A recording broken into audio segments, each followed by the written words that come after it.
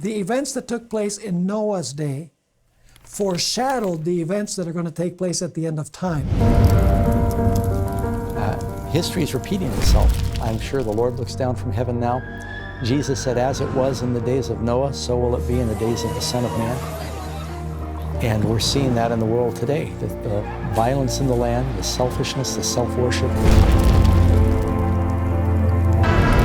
They weren't paying attention, and they didn't know that the flood was going to come, despite 120 years of preaching.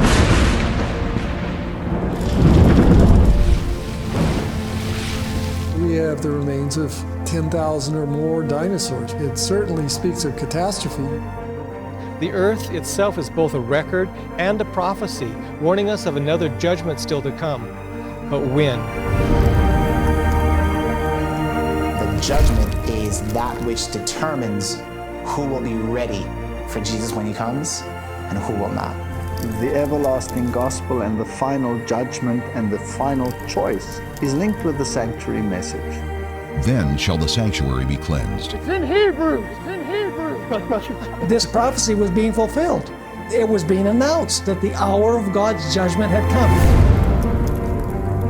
And that no man might buy or sell, save he that had the mark.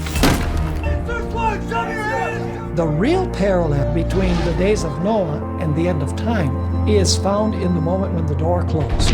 All had chosen to accept or reject the promise of mercy. Let's look at an exploded view of these last day events. You have to choose between one or the other, so that choice will come. And so our God is a consuming fire. So the whole purpose is, how can I get man to again stand in my presence without being destroyed, without being consumed? And let them make me a sanctuary, that I may dwell among them. As that angel is flying, it's pointing to the most holy place. God wants to dwell in his people, but he cannot dwell in them while they hold on to sin. And now is the time when people need to prepare to meet their God. God ultimately doesn't want to consume us. He wants to consume sin, but not us.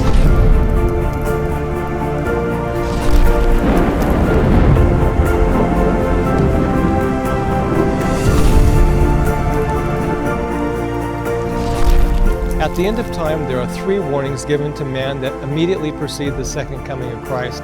These warnings are given by three angels and have become known as the three angels' messages.